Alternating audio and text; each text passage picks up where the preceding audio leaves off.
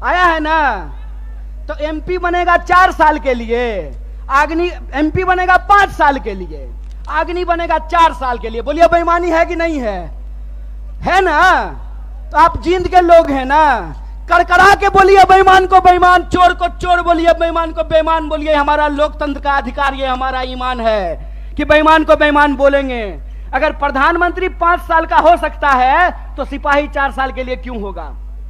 अगर एमपी को पेंशन मिल सकता है तो बेल्ट की नौकरी करने वाला कांस्टेबल को पेंशन क्यों नहीं मिलेगा? ये सवाल पूछिए, ये सवाल पूछिए कि अगर प्रधानमंत्री को पेंशन मिल सकता है तो मास्टर साहब को पेंशन क्यों नहीं मिलेगा? प्रोफेसर साहब को पेंशन क्यों नहीं मिलेगा? सिपाही को पेंशन क्यों नहीं मिलेगा?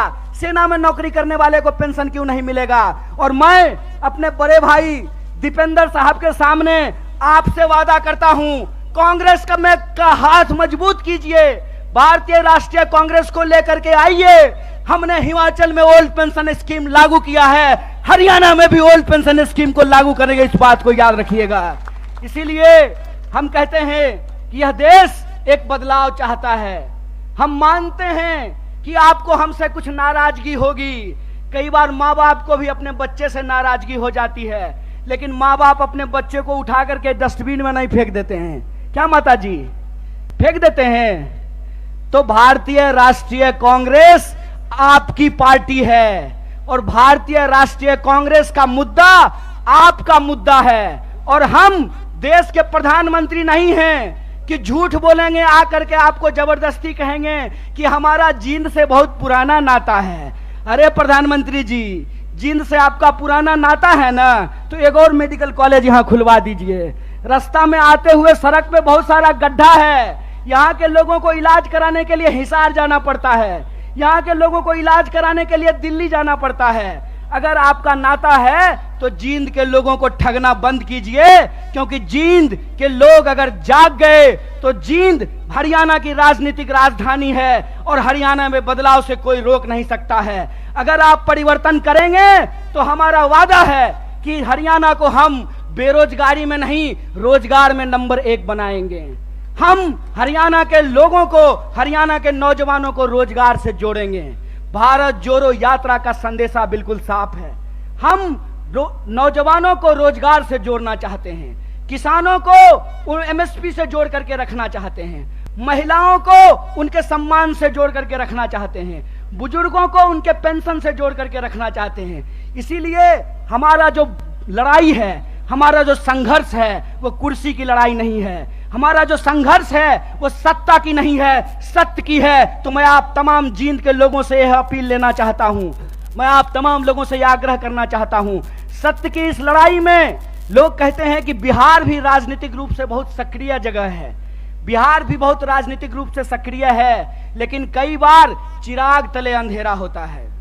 जींद भी हरियाणा का सबसे सक्रिय जिला है, राजनीतिक रूप से सबसे सोचने समझने वाले लोग हैं, लेकिन विकास जितना जींद में होना चाहिए उतना नहीं हो पाया है। तो हम आपसे वादा करते हैं कि चिराग तले अंधेरा नहीं होगा, हर तरफ रोशनी ही रोशनी होगी। और हमारा संघर्ष सत्य के लिए है। सत्य के इस संघर्ष में आप हमारे साथ हैं कि नहीं हैं? सब लोग साथ हैं। तो एक आखिरी बात बोल करके मैं अपनी बात को समाप्त करूंगा।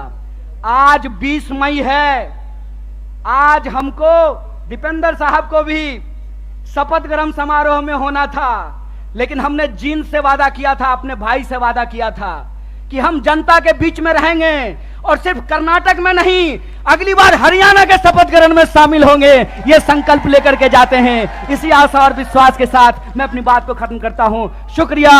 इनकलाब जिंदाबाद। जय हिंद, जय हरियाणा, जय कांग्रेस।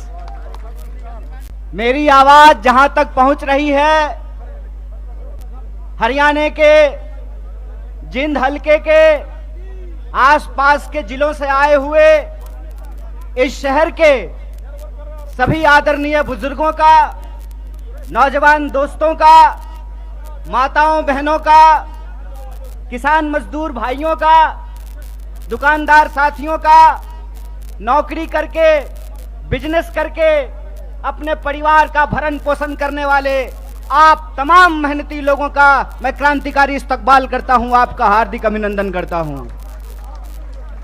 दोस्तों, सबसे पहले मैं हरियाणा प्रदेश कांग्रेस कमेटी के एक एक हमारे आदरणीय नेताओं का, सभी कार्यकर्ताओं का और अपने भाई जो हमारे साथ भारत यात्री थे, भारत जोड़ो यात्रा में माननीय राहुल गांधी के साथ कदम से कदम मिलाकर के चल रहे थे, भाई प्रमोद सहवाग जी का बहुत बहुत धन्यवाद करना चाहता हूं।